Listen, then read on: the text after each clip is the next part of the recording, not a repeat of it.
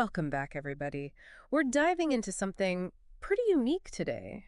We're taking a look at the Gospel of Thomas, Yeah. which, for those who haven't heard of it, it's this collection of 114 sayings, and they're attributed, of course, to Jesus. Right. But it's not your typical Sunday school stuff, not by a long shot. I mean, some of these fragments date back like to 200 AD, and you know that has scholars all riled up because they think, well, maybe this could hold, some of the earliest sayings that Jesus actually said, Yeah. even predating the Gospels, right? Yeah, potentially even predating them. And they are very, very different. Right. What's really fascinating about the Gospel of Thomas is that it presents a very different side of Jesus's teachings. Yeah. A side that's deeply rooted in Gnosticism. Gnosticism. Okay, Gnosticism. Right. Yeah, now whenever I hear that word, I always feel like I should be, wearing a toga and debating philosophy in some ancient marketplace. You know what I mean?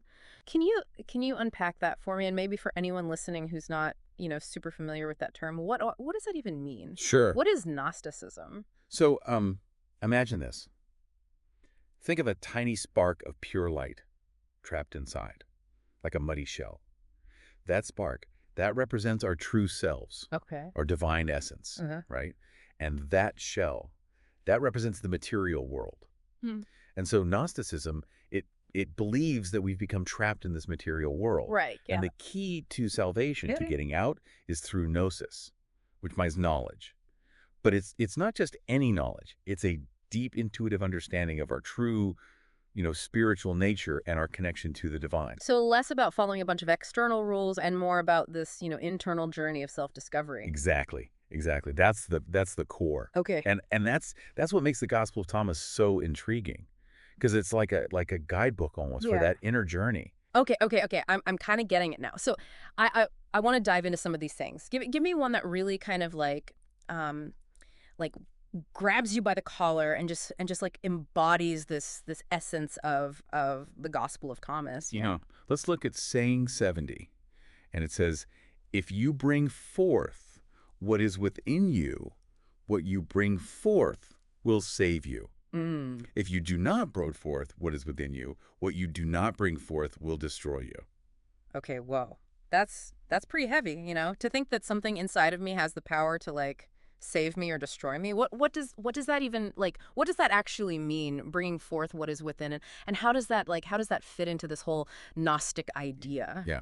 Well, I think that's the million-dollar question. Yeah. I think it's important to note that the Gospel of Thomas doesn't always give us nice, neat, easy answers. Right. It invites us to actually, grapple, wrestle with these ideas. Oh. In the context of Gnosticism, this idea of bringing forth what is within you, it could be interpreted as a process of uncovering and expressing, that divine spark, that true self that is often buried beneath layers of societal conditioning and fear and ego and all these other things that we kind of pile on ourselves. Right. Yeah. It actually kind of reminds me of the modern concept of shadow work. Yeah. In psychology, like actually confronting and integrating, these hidden aspects to try to become whole. It's about like self-awareness, but also about like having the courage to actually act on what we discover within ourselves. That actually makes it make a lot more sense to me than some like vague mystical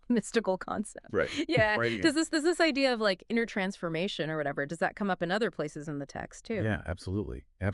Saying 22 uses this really vivid image of a person discarding their old garments and putting on new ones. Yeah. So it's a metaphor for the process of shedding, like our old selves, our limiting beliefs, and stepping into a new way of being. It's not saying you have to become someone else, Right. but it's about evolving into like a more authentic version Right. of ourselves, of who we really are. That's a powerful image. It sounds like this text, the Gospel of Thomas, it's like full of these symbolic sayings. I remember reading something about like a lion and a man or something. What was that all about? Yeah. That's saying 7. Oh, okay. And unlike the parables, that we might be familiar with, in the Bible. Yeah.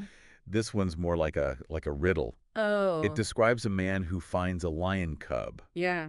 And he raises it, and as the lion grows, it eventually devours the man. Okay, that's kind of dark. Yeah. Is that supposed to be like literal? No, not at all. It's a metaphor. It's a metaphor for the power of our own inner nature. Mm. So the lion, that symbolizes our spiritual potential, that raw energy Right. that's within us. Yeah. That can be both, like liberating and destructive, right? If we don't cultivate Oh, that potential, Yeah. if we let our fears and limitations like dominate, yeah. then it can consume us. So it's kind of a cautionary tale Yeah. about recognizing and nurturing That's our right. true selves. Yeah. Okay, I'm starting to see why people are drawn to this text. It's not just about blindly following rules. It's about understanding these deeper truths Right. and Yeah. applying them to our lives. You're getting it. Yeah. That's precisely what sets the Gospel of Thomas apart, I think. Oh. It's not offering a dogma to follow. It's presenting this path of self-discovery, Yeah. a way to like tap into Yeah. that inherent wisdom that we all possess that's inside of us. Okay, so we've got this emphasis on inner work, this Gnostic way of looking at things, at spirituality. Yeah. But how does that actually play out in the text? Like, are there any specific themes or anything that like people today, even if they aren't, ancient philosophers, might resonate with, Yeah, plenty. For example, sayings 4, 41, 54, and 110, they all deal with this contrast between spiritual wealth and material possessions. So it's about prioritizing inner growth Right. over chasing like material things like money and houses and cars and that sort of thing. Exactly. It's about moving away from that kind of superficial stuff, Right. and realizing that true fulfillment, it doesn't come from what we own, Yeah. but from who we are. Okay. And I think that's a concept that, resonates, deeply with people today, especially yeah, for sure. in our kind of consumerist Oh my God. society, right? Totally. So the Gospel of Thomas, it's suggesting that true happiness, Yeah. it doesn't come from what you buy, Right. but from within, Yeah. That makes a lot of sense. I mean, gosh, we're just bombarded with all these messages telling us to buy more, achieve more, be more, and it's like you can never get enough. Right. True happiness is always just out of reach. Yeah. Right. And that's and this text is speaking to that, Are there any sayings about like finding contentment or peace? You know what I mean? In the Yeah. middle of all that? Yeah, definitely. Oh. Saying 3 talks about the kingdom within. Mm-hmm. The idea that true peace, true fulfillment, Yeah. they're found within ourselves, not in external circumstances. It's like it's like that saying, the kingdom of heaven is within you. Exactly. It reminds me of like mindfulness. You know what I mean? Like just being present rather than always Yes. chasing after something. That's a great connection. Yeah. And the Gospel of Thomas, it also touches on the importance of like letting go of worldly attachments. So not necessarily like, becoming a monk Right? and living in a cave, but Right. more about like not letting your possessions or your status define you. Exactly. Recognizing that true freedom, Right. it comes from detaching from the ego's desires Mm-hmm. and finding contentment in the present moment. This is all so fascinating. I feel like we've only just scratched the surface here We have. with the Gospel of Thomas. We've just begun to uncover the layers of meaning within this really remarkable text.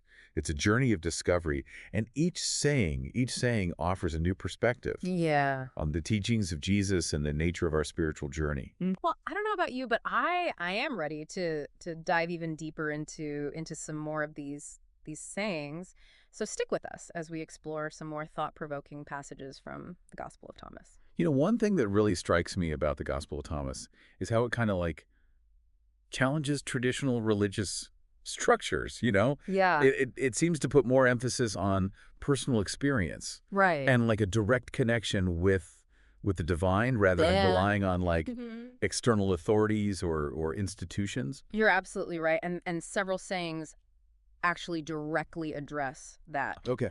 tension between inner authority and outward religious practices. Take saying 14, for instance, which talks about fasting, praying, Oh. and giving alms. Okay, yeah. Those are all practices that are pretty common in a lot of religions. Yeah. Is Gospel of Thomas saying that those are bad? Like, It's not necessarily saying they're bad, but Yeah. it's more about questioning their true purpose, okay. you know? So it's suggesting that these actions, while potentially valuable, they don't necessarily guarantee Right. spiritual growth, right? Oh, okay. It's the inner transformation, the bringing forth what is within that truly matters. So it's about aligning our actions with our inner state rather than just like going through the motions? Precisely. Okay, I see. And this challenge to the status quo, it's also kind of echoed in saying 39, Okay. where Jesus speaks about the Pharisees and the scribes hiding the keys of knowledge. That reminds me of how sometimes people might use religion to like Yeah. control others or Right. maintain their own power.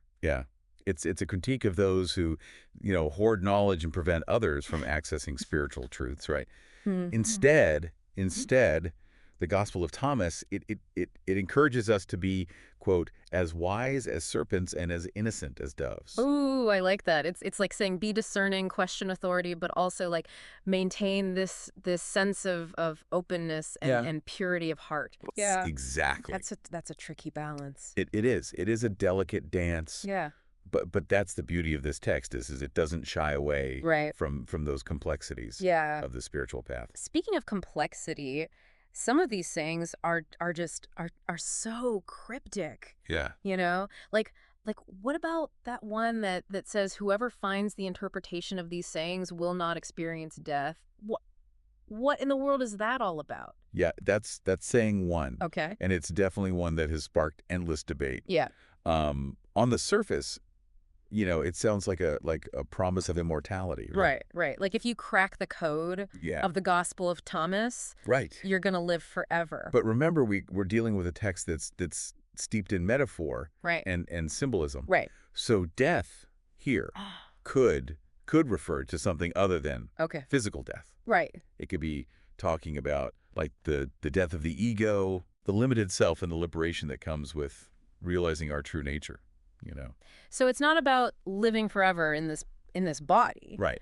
but rather about waking up to a reality that transcends death. That's one interpretation. Okay. Yeah. And it ties into the concept of the kingdom of heaven, which is a recurring theme in the Gospel of Thomas. I was wondering about that. The kingdom of heaven's mentioned in the Bible too, but Yeah. it seems to have a different meaning here. You're right to pick up on that. Okay. In traditional interpretations, the kingdom of heaven is often seen as something that comes after death or at the end of time. Right. But the Gospel of Thomas suggests it's something that we can experience Oh. here and now. So it's not like a place we go to, the state of being. Exactly. Fair Psalm enough? 51, for example, says the kingdom is spread upon the earth, but people don't see it. It's about shifting our perspective, recognizing the divine presence that already exists within us and around us.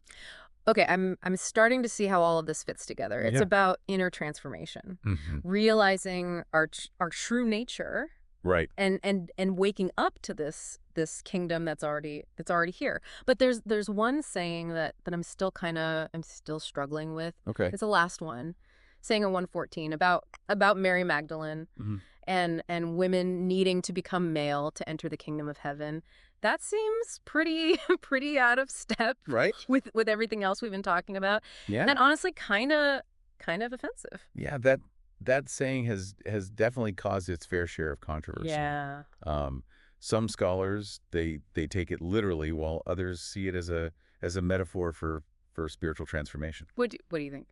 Well, I think it's important to remember the historical Yeah. and cultural context in which this Right. text was written. The language and the imagery may seem Yeah. jarring to modern ears, Yeah. but that doesn't mean that we should just dismiss it entirely. Right. Perhaps it's pointing to the need to transcend the limitations of gender roles Okay. and social constructs, and to embrace a more holistic understanding of ourselves as spiritual beings. So it's not about literally changing your sex, Right. but about letting go of these ideas Yeah. about what it means to be male or female. That's a possible interpretation. Okay, that makes a lot more sense. And I think it's important to acknowledge that there are many different interpretations Right. of these sayings. Right. The beauty of the Gospel of Thomas is that is that it invites us Yeah. to engage with these ideas, to wrestle with them, Right. and to come to our own understanding. There's no single right answer. That's what makes it so engaging. It's not dogma. It's about sparking this journey of discovery. Exactly. We've covered a lot of ground here. Yeah. We've explored Gnosticism, Hmm. delved into the symbolism and the metaphors of Oh, the text, yeah. and unpacked some pretty heady concepts. We've barely scratched the surface. I know, right? So before we wrap up, I'm curious, why do you think the Gospel of Thomas continues to resonate with people today, even though it presents, such a different view Mm. of Jesus and spirituality? I think it speaks to a deep longing within many of us for a more direct and personal experience of the divine. You mean something beyond just like the rituals and the dogmas that can sometimes feel, I don't know, empty or restrictive? Exactly. Right. Yeah. The Gospel of Thomas invites us to take ownership of our spiritual journey, Mm-hmm. to cultivate that inner connection with the divine and to find truth Yeah. within ourselves. It's empowering. It's Yeah. like it's saying you don't need to rely on Right. external authorities or institutions Yeah. for spiritual guidance. Mhm. You have the capacity to access that wisdom Right. within yourself. Absolutely. And that's a message that resonates Right. across cultures Yeah. and time periods. This has been such a fascinating discussion. It has. I feel like I've gained a whole new perspective Yeah. on early Christianity and the teachings of Jesus. It's been a pleasure exploring these ideas with you. We've covered a lot of ground today. We have? But as always, there's so much more to unpack. So stay with us for our final thoughts and a question to ponder as we wrap up this deep dive. Okay, so we've explored the origins of the Gospel of Thomas, and we delved into some of its most, I don't know, intriguing sayings, Right. and we unpacked its Gnostic worldview. Yeah. Now it's time to kind of like bring it all home for our listeners. Yeah. What are the key takeaways here? I think the biggest takeaway is that the Gospel of Thomas, it offers this radically different lens Mhm. through which to view Jesus and his teachings. Okay. It encourages us to question those familiar narratives, the ones that we Yeah. grew up with, Right. and to engage with these teachings on a deeper, more personal level. It's like we've been handed a secret decoder ring, Okay. that unlocks this hidden layer of meaning Yeah. within Christianity. And it's not just about reinterpreting the past. It's about empowering individuals to Yeah. take ownership Mhm. of their own Yeah. spiritual journey, to Right. seek knowledge directly and to cultivate that inner spark of the divine Yeah. within themselves. It's saying you don't have to rely solely on external authorities or institutions for spiritual guidance. Right. You have the capacity to access truth and wisdom and for yourself. Precisely. And that's a message that, continues to resonate with Yeah. people today, regardless of their religious background Right. or beliefs. So as we wrap up this deep dive, what's one final thought you'd like to leave our listeners with? Something to ponder, something to spark further exploration. I think it's worth asking ourselves, how these ancient Gnostic ideas, how they might be relevant to our own search for meaning and purpose in the modern world. How can we apply these principles of self-knowledge, Yeah. and inner transformation and detachment from the material world to our own lives? That's a powerful question. Yeah. It invites us to take these ancient teachings and make them our own, Yeah. to integrate them into our modern lives in a way that feels authentic and meaningful. Exactly. The Gospel of Thomas, it isn't just a historical artifact. Right. It's a living text that continues to speak to the human spirit across time. Yeah. It's a call to awaken to our true potential, to embrace the mystery of our existence, and to embark on a journey of self-discovery that leads us back to the source of all being. Beautifully said. It's a reminder that the journey of self-discovery is ongoing. Yeah. And that even ancient texts can offer fresh perspectives and insights. So until next time,